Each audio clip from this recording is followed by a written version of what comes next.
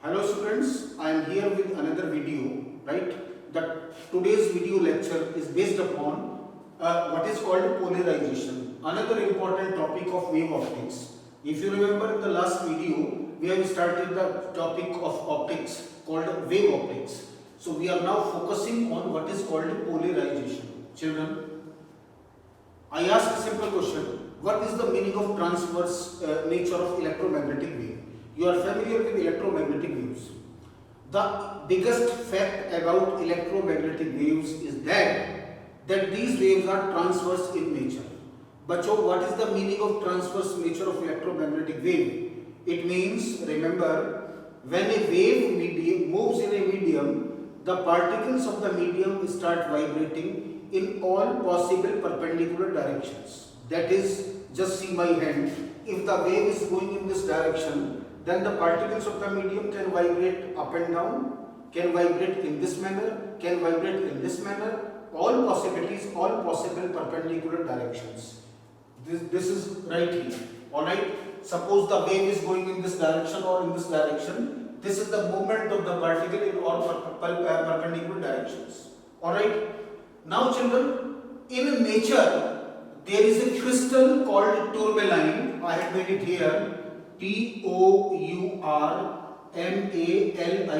It is similar to the structure of benzene. You will study in organic chemistry in class 12, right? This is the transparent crystal of tourmaline. Transparent means the light can pass through. Okay?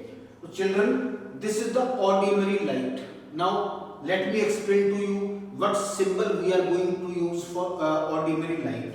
I made it here.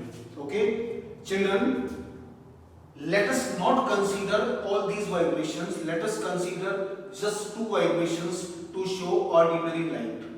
That is number 1, number 2. I have already made. Okay? Number 1, if you make, this is the direction of propagation of light. The light is moving in this direction. These dots represent that the light is perpendicular to the direction of propagation of light. This is perpendicular. Okay?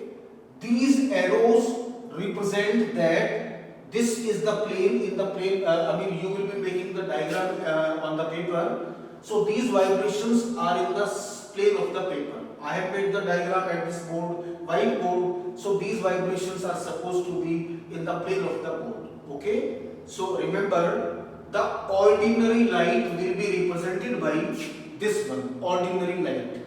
I am showing the two vibrations. The dots represent the vibrations perpendicular to the board, and the arrows represents the vibrations in the direction of the board. Okay, this is the symbol for ordinary light. Now children, what happens? This is ordinary light. When this light is allowed to pass through the crystal of tourmaline, what happens? Automatically all the vibrations are restricted or they are stopped, except the vibrations which are parallel to the axis of this crystal. This is called the axis of the crystal. Only these vibrations which are parallel to the axis, they are allowed to pass. The other vibrations are automatically stopped. Children, we say this light is plane polarized. Plane polarized light, and the process is called the polarization. So what should be the definition of polarization? The polarization means the restriction of all vibrations except the vibration in one plane of electromagnetic wave is called polarization. I repeat, different language you can use, absolutely there is no problem. The restriction of all the vibrations of electromagnetic wave except the vibrations in one plane is called polarization. The light is called plane polarized light here. Alright, I hope this is clear. Okay, another example I am taking in order to make it more clear. Remember, this is plane polarized light having the plane of the polarization perpendicular to the board. This is another example of plane polarized light having the plane of the polarization in the plane of the board. Alright, now just see another simple experiment I am doing for you. Children, I am taking two Polaroids. this Polaroid is like two crystals of tourmaline. I am placing them just parallel to each other, like parallel to each other. The one is called polarizer, the other one can be given the name called analyzer. Children, if this is plane polarized light, this is the direction of propagation, this is the plane of vibration. The plane polarized light, what happens? This light as it is, it will pass. It will be allowed to come here. This is plane polarized light.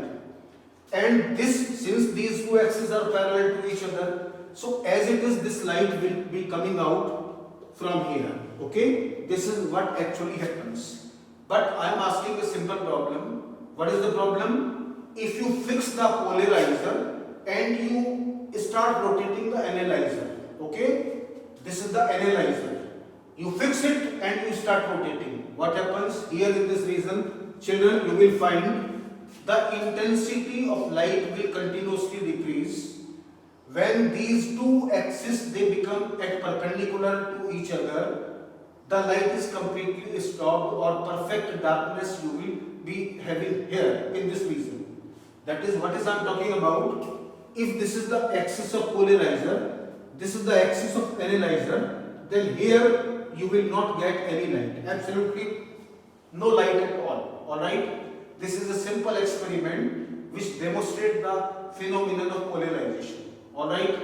Next important thing. Children, in this topic we have got only one derivation, what is called Brewster's law, or the process of polarization by scattering. I repeat, polarization by scattering of light, or Brewster's law. Let us do. This is an important derivation. See the diagram. The derivation can be very simple.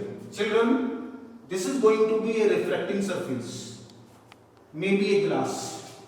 The refractive index, let it be mu, whatever be, mu, absolute refractive index. Let it be medium number A, medium number B, okay? Now the ordinary light is coming, this is supposed to be the normal. This is the ordinary light making these two vibrations, alright? Now what happens, children? This light will hit the surface at this point. Some part is refracted and some part is reflected. Okay, suppose it is the refracted part. As it is, the light comes here. This is ordinary light, ordinary and ordinary. Children, some part is reflected. The reflected part will go in this direction, because angle of incidence is always equal to angle of reflection. You know very well. Children, we have got control over this angle, the angle of incidence. You keep on changing the angle, until this angle becomes just 90 degree. Just 90 degree. That is the angle between the reflected part and the refracted part just becomes 90 degree. Children, you will find at this condition, this light will be plane polarized. This light. These vibrations, all other vibrations, they are automatically off. Only the vibrations which are perpendicular, they are left. So this, what is the basic reason? The answer to this question is not the part of the syllabus. Okay, remember, this is plane polarized light. This is called Brewster's law, or the process of polarization, or polarization by scattering. Okay, now children, this special angle of incidence is called P or IP, the angle of polarization, P. If it is P, this will also be equal to P, because angle of incidence is always equal to angle of reflection. And children, let this angle be, the angle of refraction is traditionally taken to be R. R, yes. So what is from this diagram, we can see mu is equal to sine I upon sine of R. That is, mu is equal to sine P upon sine of R. Sine R. But can you tell me one simple thing? This is the straight line. Can you tell me the sum of all the angles? It is 180 degree. So P plus 90 plus R. P plus 90 plus R is equal to 180 degree. So what is called R is equal to 90 minus P. Okay, 180 minus 90 is 90. P will be taken there, it will be minus. So in place of R we can write mu is equal to sin I upon sin 90 minus P, that is called cos T, because sin 90 minus theta is cos theta. So mu is equal to sin P, it should be P, sin P upon cos P, and sin P upon cos P is called tan P. So mu is equal to tan P. Children, this is in physics called Pre-Wester's law. Okay, always remember. And here one more thing I wish to tell you. What is the definition of angle of polarization? Remember, it is that angle of incidence for which the angle between reflected part and refracted part just becomes 90 degree. Alright, one small thing I am giving as your homework. What is the use of polarization in our life? This is used in Polaroids, in window pens, in sunglasses and so on. Okay, I think this is enough for this video. The topic of polarization is over. Children, in the next video we shall be covering what is called interference and diffraction. Thank you so much. Stay safe, stay healthy.